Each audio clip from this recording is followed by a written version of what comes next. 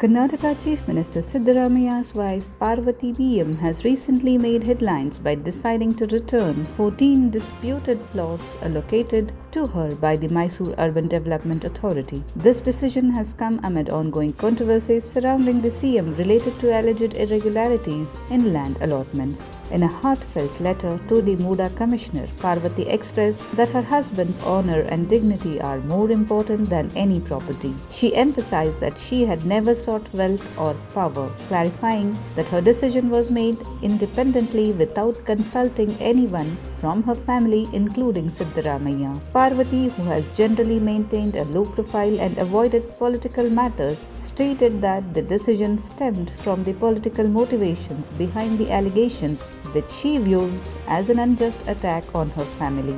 Siddaramaiah voiced his surprise at Parvati's decision and lamented the mental harassment she has faced due to what he described as hate politics. He acknowledged the toll the situation has taken on her, asserting that it was an unfortunate consequence of the ongoing political vendetta against him. He also clarified that the plots were returned after being taken without compensation and reaffirmed his commitment to fighting the allegations against him.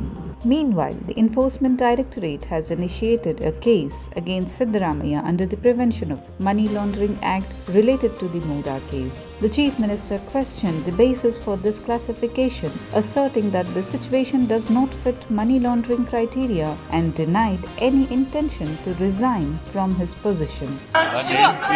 ಸ್ವತಂತ್ರವಾಗಿ ತೀರ್ಮಾನ ತಗೊಂಡಿರ್ತಕ್ಕಂಥದ್ದು ನನ್ನ ಜೊತೆ ಏನು ಚರ್ಚೆ ಮಾಡಿಲ್ಲ. ನನಗೆ ಆಮೇಲೆ ಗೊತ್ತಾಯಿತು ಲೆಟರ್ ಕಳಿಸಿದ ಮೇಲೆ.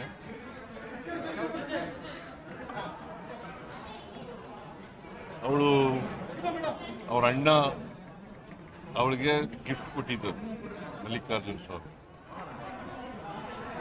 ಅವಳು 3 ಎಕರೆ 16 ಗುಂಟೆ ಜಮೀನ ಮಾಲೀಕರಾಗಿದ್ದರು. ಮೂಡಾದವರು ಅದನ್ನ ಎನ್ಕ್ರೋಚ್ ಮಾಡ್ಕೊಂಡು ಸೈಟ್ ಮಾಡಿ ಹಂಚ್ಬಿಟ್ಟಿದ್ರು. ಅದಕ್ಕೆ ನನಗೆ ಬದಲಿ ನಿವೇಶನ ಕೊಡಿ ಅಂತ ಕೇಳಿದ್ರು. ಬದಲಿ ಜಮೀನು ಕೊಡಿ, ಬದಲಿ ನಿವೇಶನ ಕೊಡಿ. ಅವರು ವಿಜಯನಗರದಲ್ಲಿ 3 ಮತ್ತು 4ನೇ ಸ್ಟೇಜ್ನಲ್ಲಿ ಕೊಟ್ಟಿದ್ರು. ವಿಜಯನಗರದಲ್ಲೇ ಕೊಡಬೇಕು ಅಂತ ಕೇಳಿರಲಿಲ್ಲ. ನಮಗೆ ಬದಲಿ ನಿವೇಶನ ಕೊಡಿ ಅಂತ ಕೇಳಿದ್ರು.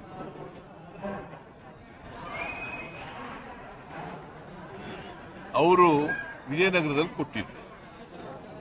ಈಗ ಅದು ಒಂದು ದೊಡ್ಡ ಕಾಂಟ್ರವರ್ಸಿ ಆಗೋಯ್ತು. ಆ ಕಾಂಟ್ರವರ್ಸಿಯಿಂದ ಅವರು ಮನನೊಂದು ನಮ್ಮ ಯಜಮಾನರಿಗೆ ಇದರಿಂದ ರಾಜಕೀಯವಾಗಿ ತೇಜೋವಧೆ ಆಗ್ತಾ ಇದೆ. ರಾಜಕೀಯ ದ್ವೇಷ, ರಾಜಕೀಯ ಸೇಡನ್ನು ತೀರಿಸ್ಕೊಳ್ತಕ್ಕಂಥ ಕೆಲಸವನ್ನ ವಿರೋಧ ಪಕ್ಷದವರು ಮಾಡ್ತಾ ಇದ್ದಾರೆ. ಈ ಸೈಟ್ಗಳು ನನಗೆ ಬೇಡಿಕೆ ಬೇಡ ಅಂತ ಹೇಳಿ ಕಾನೂನು ರೀತಿ ಏನೇನ್ ಮಾಡ್ತಾರೆ ಮಾಡ್ಲಿ. PMLA ಇಲ್ಲ ಹೆಂಗ್ ಬರುತ್ತೆ ಸರ್? ಇಡಿ ಮನಿ ಲಾಂಡ್ರಿಂಗ್ ಪ್ರಕಾರ I don't know on what grounds money laundering. ನನ್ನ ಪ್ರಕಾರ ಮನಿ ಲಾಂಡ್ರಿಂಗ್ ಆಗಲ್ಲ. ಬಹುಶಃ ನಿಮಗೂ ಆಗನ್ಸುತ್ತೆ. ಮನಿ ಲಾಂಡ್ರಿಂಗ್ ನನ್ನ ಪ್ರಕಾರ ಆಗಲ್ಲ. ಯಾಕೆಂತಂದ್ರೆ ಸೈಟು ಕಾಂಪನ್ಸೇಟರಿ ಸೈಟ್ಗಳು ಕೊಟ್ಟಿದ್ರು. ಅದರಿಂದ ಮನಿ ಲ್ಯಾಂಡ್ರಿಂಗ್ ಹೆಂಗಾಗ್ತದೆ? ಮತ್ತೆ what is my role? What is my role? There is no role of me entire ಇದರಲ್ಲಿ, ಪ್ರಕರಣದಲ್ಲಿ ನನ್ನ ರೋಲ್ ಏನು. ಸೊ ಅದಕ್ಕೆ ಮನನೊಂದು ನನ್ನ ಹೆಂಡತಿ ತೀರ್ಮಾನ ಮಾಡಿದ್ದಾರೆ. ಬಟ್ ನನಗೆ ಇದು ಗೊತ್ತಿಲ್ಲ. ಅವ್ರು ತೀರ್ಮಾನ ಮಾಡಿ ಪತ್ರ ಬರೆದು ವಾಪಸ್ ಹೆಂಗಿತ್ತು ಅವ್ರು ಮನಸ್ಸು ನೊಂದು ನನಗೆ ಬೇಡಿಕೆ ಬೇಡ, ಇದು ಕಾಂಟ್ರವರ್ಸಿ ಬೇಡ ಅಂತ ಹೇಳಿ ಮಾಡಿದ್ರೆ ತಪ್ಪೆಂಗೆ ಒಪ್ಕೊಂಡಾಗಾಯ್ತು. ನೀವೇ ಹೇಳಿ. ವಿರೋಧ ಪಕ್ಷದವರು ಸುಳ್ಳು ಹೇಳೋದ್ರಲ್ಲಿ ನಿಶ್ಚೀಮರು. ಅವರು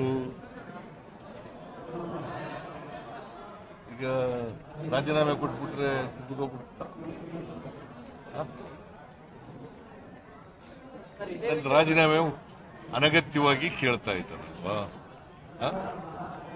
ಅದನ್ನ ತಪ್ಪೇ ಮಾಡಿದ್ವು, ರಾಜೀನಾಮೆ ಯಾಕೆ ಕೊಡಬೇಕು? ಹೌದು, ನನ್ನ ಕೈ ಸೇರಿದೆ. ಶ್ರೀಮತಿ ಪಾರ್ವತಿ ಅವರ ಪುತ್ರರು ಆದಂಥ MLC ಆದಂಥ ಯತೀಂದ್ರ ಅವರು ಇವತ್ತು ನಮ್ಮ ಕಚೇರಿಗೆ ಭೇಟಿ ನೀಡಿ ಪತ್ರ ಕೊಟ್ಟು ಹೋಗಿದ್ದಾರೆ. ಆ ಪತ್ರನ ಕನ್ಸಿಡರ್ ಮಾಡಿಬಿಟ್ಟು ಏನು ನೆಕ್ಸ್ಟ್ ಆ್ಯಕ್ಷನ್ ತೊಗೊಬೇಕು according to the procedure action ತೊಗೊಳ್ತೀವಿ. ಅದನ್ನು ನೋಡಬೇಕು. ನಾನೆಲ್ಲ ಈಗ ಹೋಗ್ಬಿಟ್ಟು ಪ್ರೊಸೀಜರ್ ಚೆಕ್ ಮಾಡ್ಕೊಳ್ತಿದ್ದೀನಿ. ಬೆಳಿಗ್ಗೆಯಿಂದ ದಸರಾ ಪ್ರಿಪ್ರೇಷನ್ಸಲ್ಲಿ ಬ್ಯುಸಿ ಇದ್ದೆ, ಅದಕ್ಕೆ ವಿಸಿಟ್ ಮಾಡ್ತಾಯಿದ್ದೆ. ಪತ್ರ ಕೊಟ್ಟೋಗಿದ್ದಾರೆ, ಈಗೆಲ್ಲ ಚೆಕ್ ಮಾಡಿಕೊಂಡು ಇದು ಮಾಡ್ಕೊಳ್ತೀವಿ. ನಮಗೆ ಮನವಿ ಏನು ಕೊಟ್ಟಿದ್ದಾರೆ ಅದು ಮಾತ್ರ ಕೊಟ್ಟಿದ್ದಾರೆ. 1 ಪೇಜ್ ಪತ್ರ ಅಷ್ಟೇ, ಬೇರೆ ವಿಚಾರ ಇಲ್ಲ. ಕಾರಣ ಏನು ಕೊಟ್ಟಿಲ್ಲ. ನಮ್ಮದು ನಿನ್ನೆ ಕೊಟ್ಟಿದ್ರಲ್ಲ, ನೀವೇ ನೋಡಿದ್ದೀರಲ್ಲ, ಅದೇ ನಮಗೆ ವಾಪಸ್ ತೊಗೊಳ್ಳಿ ಅಂತ, ಸ್ವಇಚ್ಛೆಯಿಂದ ಕೊಡ್ತಾ ಇದ್ದೀವಿ, ವಾಪಸ್ ತೊಗೊಳ್ಳಿ ಅಂತ ಕೊಟ್ಟಿದ್ದಾರೆ. ಅದೇನು ಟೈಮ್ ಲೈನ್ ಏನಿಲ್ಲ. I can take decision any time, but ಪ್ರಾಪರಾಗಿ ಏನಿದೆ ಅಕಾರ್ಡಿಂಗ್ ಟು ಲಾ ಆ ಥರ ಡಿಸಿಷನ್ ತೊಗೊಂಡು. ಇಲ್ಲ, ಯಾರೂ ಏನು ಕೇಳಿಲ್ಲ. ಲೋಕಾಯುಕ್ತದವರು ಮಾತಾಡಿದ್ದಾರೆ, ಅವ್ರು ಏನು ಕೇಳ್ತಾರೆ ಅದು ಕೊಡ್ತೀವಿ. ಇಡಿಯಿಂದ ಕಡೆಯಿಂದ ನಮಗೇನು ಬಂದಿಲ್ಲ. ಲೋಕಾಯುಕ್ತದವರು ಅಲ್ಲ, ನಮಗೆ ಈ ಥರ ಸಹಕಾರ ಕೊಡಬೇಕು ಅಂತ ಪತ್ರ ಬರೆದಿದ್ದಾರೆ ಅಷ್ಟೇ.